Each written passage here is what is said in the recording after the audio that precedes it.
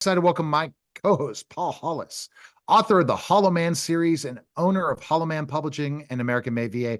Paul, how are you? And I know you're excited about our guest. I'm very excited today. We have John McNulty with us, who is a CEO of a company, and he's going to tell us all about the company. So welcome, John. Yeah, happy to be Yeah, here. thanks, John, for stopping by. And we're going to talk about how did this whole thing start as a CEO? Were you a CEO of another company before Didgebridge? How did it develop? I mean, Tell us. I spent 25 years in the corporate world. I was a vice president with Wilson Sporting Goods. I was a senior vice president with the Brunswick Corporation. I was vice president general manager with Kodak, and started to get pretty involved there. We were going to merge with Motorola at that time, and got very involved with digital and mobile communication and privacy as a result of that experience. We never pulled off the merger. It kind of fell apart at the last minute. And I was president of McGregor Golf worldwide. Was brought in to pull them out of bankruptcy and relaunch them. So a lot of corporate background, a lot of background in digital and mobile, digital, video, etc. And then hooked up with some Purdue and Northwestern University technologists after that. And we saw that this whole thing was moving very quickly in the direction of mobile and video and data privacy, etc. So we launched Didgebridge to be kind of on the leading edge of that. All right, so let's talk about Didgebridge. Who is Didgebridge? Well, we are a Web 3.0 data privacy focused marketing communication technology company, and we specialize in mobile and video and data privacy. Can you explain why you launched Didgebridge and what is your mission? Yeah, I mean, initially it was to really Didgebridge, as the name kind of indicates, digital bridge, to kind of bridge between the old world of kind of Web 2.0 and the new world of Web 3.0. That was our vision. We thought a lot of things were going to change very quickly. So that's why we launched the company, and we have a platform that converts. We believe that all marketing touch points should be opt-in, mobile, video, interactive. I mean, right down to your business cards, quite frankly. And the data that you pull back should be private to you, to your company. It shouldn't be shared data, which is currently the business model over the last 20 years or so with Facebook and Instagram and TikTok and Google. All the data is being shared. We thought that was a huge problem in marketing and general communication, and we wanted to change that. You mentioned Didgebridge is a data privacy focused tech company. What is the value to the organizations? Well, there's a lot of values at a simple marketing level. Okay, your leads cost you a lot of money to get leads. There's all sorts of charts out there that we can all research by category. I mean, a high quality lead in healthcare is worth about $285. In financial services, a high quality lead is worth about $280. In technology, worth about $275. That's how much it costs to acquire a high quality lead. And to us, what's happened over the last 20 years in Web 2.0, the Googles and Facebooks of the world, which really have become synonymous with Web 2.0, they have kind of bamboozled us into believing that all of your leads should be shareable and mineable, right, and accessible by your competitors. Now, that used to be grounds for termination. If I had a chief marketing officer or a director of marketing reporting to me back in my old world prior to launching Didgebridge, and I found out that they were giving our leads away to our competitors. I mean, if I'm at Wilson and they're giving the leads away to TaylorMade or Nike, somebody's probably going to lose their job, right? But if you think of how crazy this whole Web 2.0 world became in marketing, right? Since the world of Google and Facebook, Meta, Instagram, they kind of dumbed us down into thinking that's normal. Well, it's not normal. It's It's absolutely not normal. You pay a lot of money for your leads and your Yeah. relationships with your customers, and you should keep them private to you. So that's what we do. Before I go to one question I know you want me to cover, I'm going to jump into this as a follow-up because it's really intriguing me as a marketing agency myself. I mean, imagine we would share one of my clients' email marketing. I mean, all the emails of a client. Here's 3,000 leads. Or let's say ZoomInfo said, by the way, we're going to sell these to you, but no, we're going to also give your competitors all of your emails because we're going to data mine your emails. Right. That's pretty much what Facebook does. That's what they do. We use the analogy. We speak a lot at conferences and so forth, and we try to interject some humor, right? But it's like the BMW dealership. They have all their salespeople, right? And they're supposed to get leads each week. Then on Saturday morning, they have their sales meeting. And how many leads did we get? Okay, how are we going to follow up with our leads? And the sales manager says, hey, I got a good idea. I'm going to take all these leads and I'm going to send them over to the Mercedes dealership. I'm not think of how crazy that is, right? That sounds nuts. crazy when you say it, but that's what Facebook does, and TikTok and Instagram and Google AdWords. That's what they all do. It's you don't have to do that. I mean, no, you don't. And that's, John, do you think that's the reason why the cost per conversion is so high absolutely on those platforms?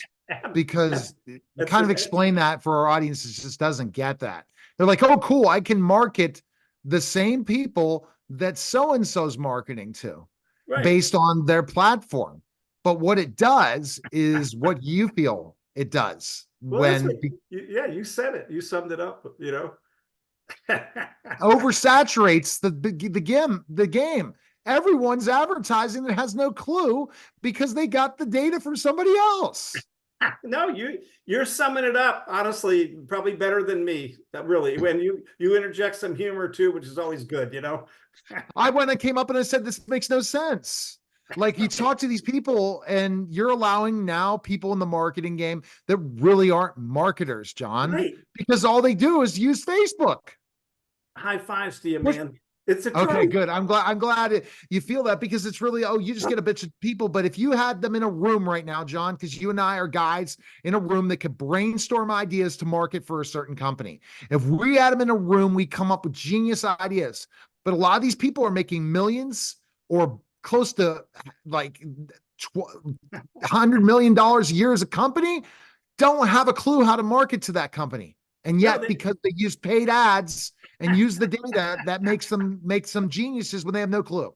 It's honestly, I got to give you the high fives again, man. It's like you're summing it up. It's that ridiculous, honestly.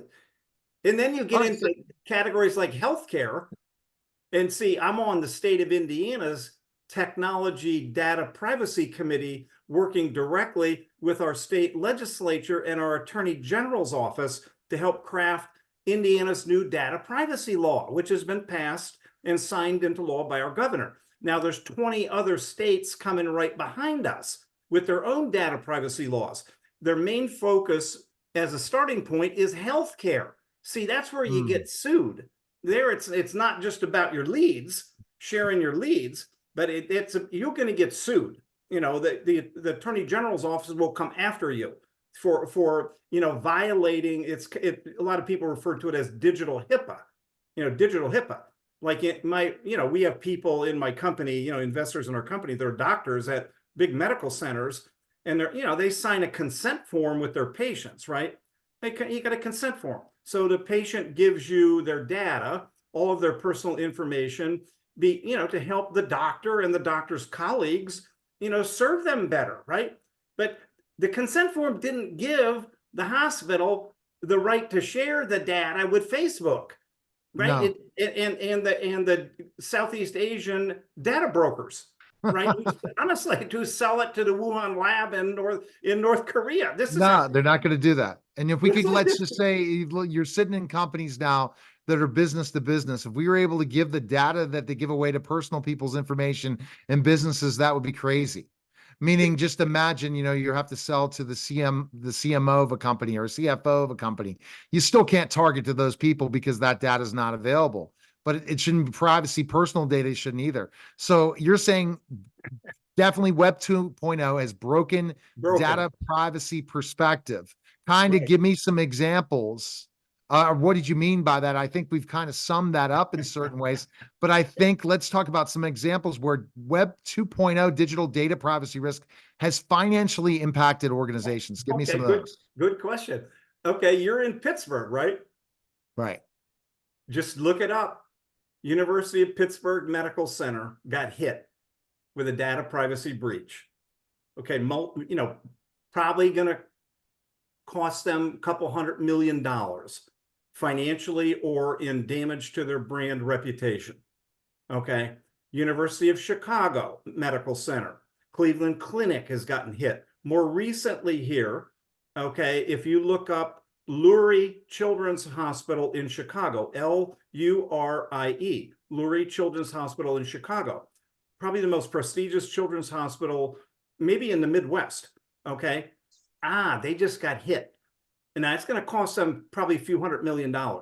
Okay, Community Health Networks, which has multiple facilities in Pennsylvania. When I go back there, we do some work in Pennsylvania as well. Look it up. They got hit, data privacy breach. And they're coming in through the tracker codes on the website, everything you just talked about. I mean, they're part of how they get into you is through the tracker codes, through the digital marketing, the Facebook and Meta and TikTok tracker codes plastered all over their websites that their chief marketing officer is blunderously using to conduct digital marketing campaigns. So And oh my gosh. So you're talking about healthcare making some big mistakes. Huge. You could look it up right in Pittsburgh. University of Pittsburgh Medical Center, data privacy breach. Just punch it in, pull it up, you'll see it. So what client, so this is such interesting information. What types of clients would value the most of Didgebridge's privacy focused Marcom tech services? Okay.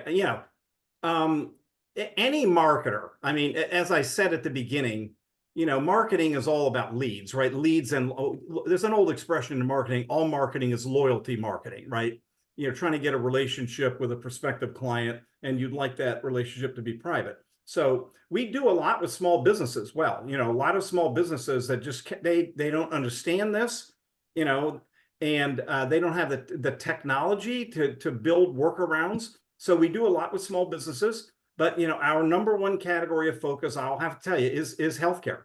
We're starting to move into defense contractors as well, and financial services. And you would be stunned if I were to show you the defense, U.S. defense contractors, major defense contractors, and the tracker codes all over their websites that are sucking the data out and sharing it with God knows who. And then we wonder why the Chinese aircraft carriers look just like ours.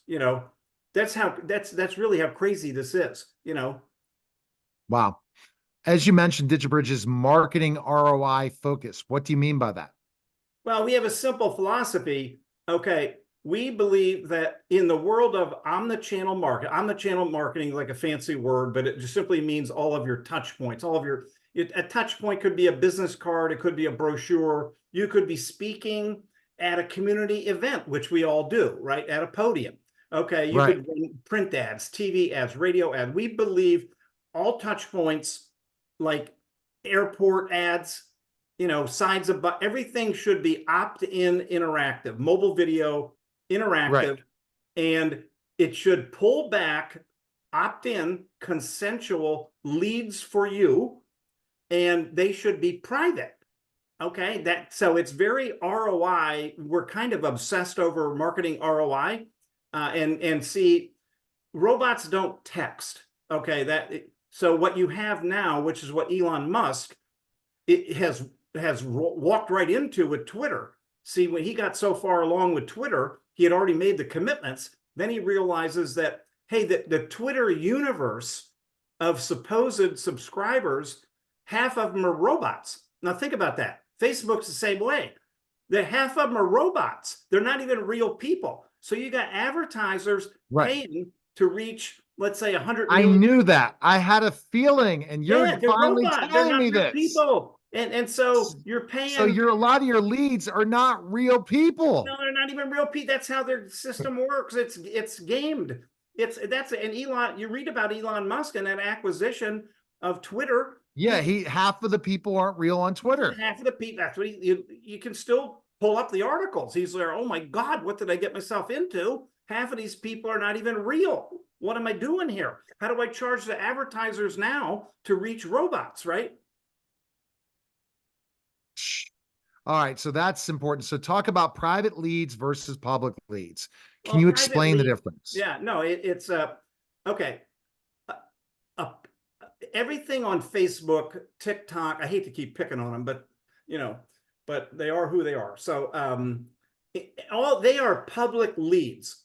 That's why it's free to use them. I mean, that's why everybody can join Facebook and it's all free because they're selling you. You are the product that they're selling to their Right. to their marketers, to their advertisers, right? So that's a public. You are a public lead to Facebook. And they slice and dice your data and they make it available to whomever wants to try to reach you.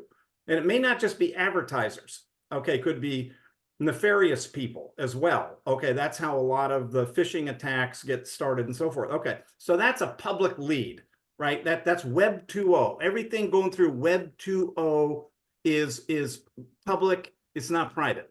Okay, now as an example, if you want, we often suggest and recommend, if you want private leads, telecom, okay, texting, you're halfway down the football field with texting. Like if you have Gillette, okay, I'm gonna use Gillette as an example because they're one of our clients. Okay, but we explained to them the difference between public leads and private leads, and we showed them how using our texting SMS texting platform linking into mobile video has to all be opt-in, right? Opt-in, but when the people opt into it, you're creating private one-to-one channels with them that are not, and the way we did this is more complicated than it sounds, but we led them to a microsite, a web page that does not exist within the public internet. Okay, it's a Web 3.0 web page. Okay, that's the key to the whole thing. So you're halfway there if you use telecom, because telecom is very tightly regulated by the Federal Communications Commission, unlike the public internet, which has no regulations yet at all, but it will. So that's, and we develop, it'd be like, let's say you're at Macy's and you're a member of their text loyalty program. Okay, that is pretty close to being a private lead. Okay, it's very difficult to be able to mine that and hand that off to, Neiman Marcus. Got it. Okay, so, and basically, how do you set that up for a company? Well, we set it up, there's an onboarding process. Some of it is our intellectual property. I can't go into too much detail, but we give them, we set up a private, we use a proprietary SMS texting based system. Okay. And we give them their own private network, which is usually a short code. Okay. Now we've done some consulting work in the political world as well, pro bono consulting work. And there's like if you text Trump, the word Trump to 88022, okay, that's a private network. Okay. And we gave his people some guidance on that pro bono. And if you, with Gillette as an example, if you text shave to 88512, that's a private network, and then it enables them to create private channels. Now, the key to that is our Web 3.0 microsite. Okay, and that I can't go into the details. That's involving blockchain and everything as we continue to evolve, right? Yeah, It's it's in the same kind of logic world as blockchain.